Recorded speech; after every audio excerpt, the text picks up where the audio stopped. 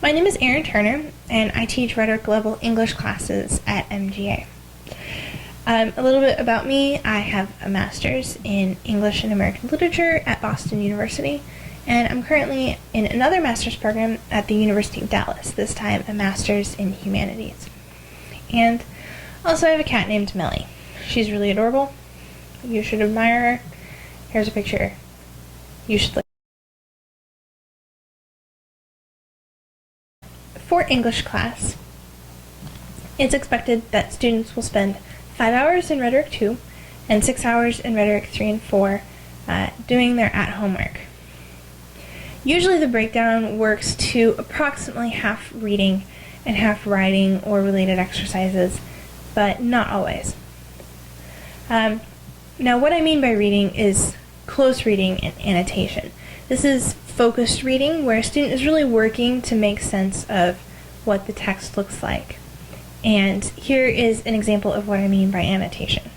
This is an example of what I consider a well-annotated set of pages. So notice that although everything's not completely marked up, it generally has a lot of information. I have notes in the margins here to myself about various parts of the text. I've also underlined significant passages. And here on this page, I have circled a word that I consider significant to the events of this plot. And I've also put a star next to a passage that I've learned was extra important, something that I want to note. And then I have several other places that I've underlined important conversations.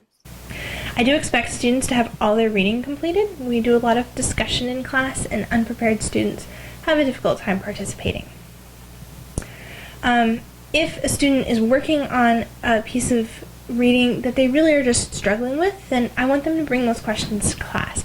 This is what I expect from them, that our class time is a place where they can really work through, and I can help them work through, passages that are confusing. Chances are, if your student's confused, somebody else probably is too, but I don't really know unless they ask me what parts their particular class is having trouble with. And then again, of course, I expect all homework to be done by the due date.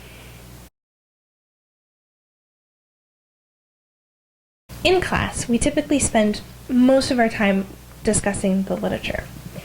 We will do this in various ways. Students might work in groups on an in-class project. We might have a traditional discussion where students are raising their hands and answering questions that I've asked. And we may do deeper Socratic dialogues or really in-depth discussions about a narrow issue or part of a text. We also work on writing exercises in class. Students do journaling exercises, and then they take all of their tests in class as well. This is an example of my homework post. At the top, I may put any kind of general classroom announcements or comments that parents may need to know. So it is important that you check the homework posts, because I use it as a form of communication with you. Of course, if there's anything really important or urgent, I'll email you. Next is a list of the things that students need to bring and the things that are due in class. I do take care to list what's different books that we're planning on using that particular day, and that way students don't have to bring every book, but they should be sure that they have those books. And then the due homework is the homework that's due that day. Then below that section is the at-home work breakdown.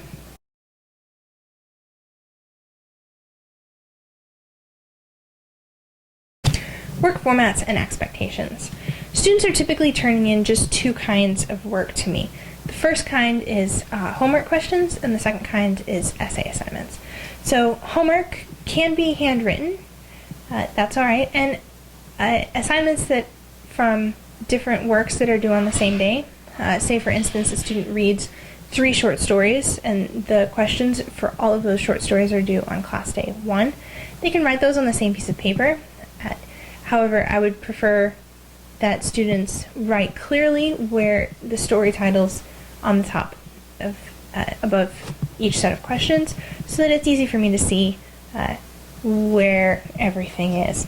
They should all be stapled, so if there's multiple pages, they need to be stapled together. The same goes for essays. Here on the screen is an example of what an essay looks like. Notice that the header is double-spaced, that the title is just plain ordinary text. It's not bold, it's not extra large. The font should be Times New Roman 12-point fonts. Be aware that Word does not default to Times New Roman or to 12-point fonts anymore. You do have to change this. So, Rhetoric 2 students are taking British literature. And in this course, we start in the 1500s and we go all the way to the early 20th century, the first half of the 1900s. And one of the purposes of this course is actually to provide students with that survey, with the exploration of how language and literature have changed over time, and to really examine how how language and literature have changed over time. We read out of the textbook mostly, Bob Jones' British Literature textbook, and this is where a lot of questions and exercises that the students work out of will come into. So this is definitely a very important textbook. The students use it all year. We also read 4 longer works. The first work we read is actually in the textbook. It's Macbeth, my favorite. We also read another Renaissance drama, Dr. Faustus by Christopher Marlowe. And in the spring semester we read another 2 long works. We read Frankenstein by Mary Shelley, and then Pride and Prejudice by Jane Austen. In writing, we use the Institute for Excellence in Writing's book called Windows to the World.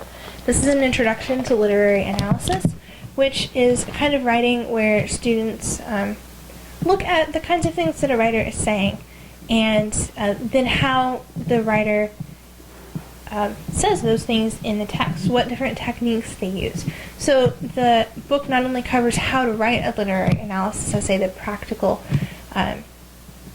experience of that, but also how to annotate a piece of literature, and then they cover the different tools that the writer uses. Things like plot and characterization, imagery, theme, symbol, those are all explored through this textbook. It's a really great book, and I think it does an excellent job of introducing students to this really important idea.